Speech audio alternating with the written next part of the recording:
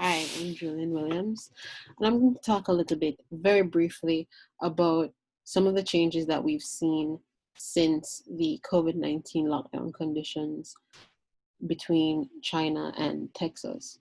Now, on the y axis, we're seeing the vertical column density in carbon monoxide, and that's over time, particularly between last year, January 2019, up until July of this year.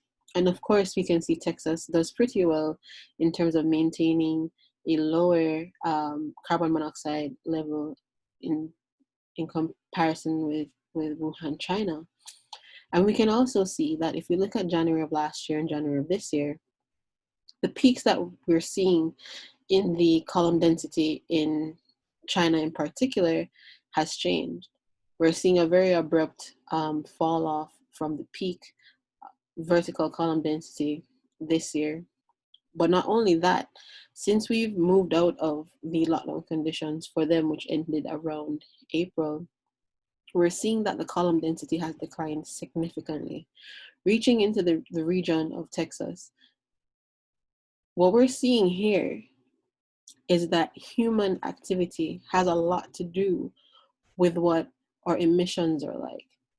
And I think COVID-19 has given us an unprecedented look at exactly what it is that we have in terms of our ability to impact the climate and impact our atmospheric emissions.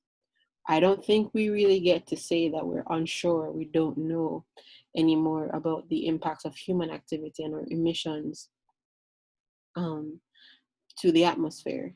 And this is a very, very clear picture as to what it is that we are capable of doing. Not only what we're capable of emitting, but also what we're capable of doing in terms of reducing emissions. In fact, it has been discussed on several occasions what we are able to do in terms of global lockdown conditions, doing it intermittently to be able to reduce our impact on the climate in long term.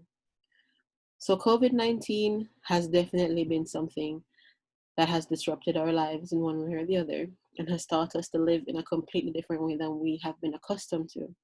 But it's also shown us a very clear idea of what it is that we're able to do in terms of our emission, and that we're not that helpless in terms of being able to reduce our carbon output, our outputs.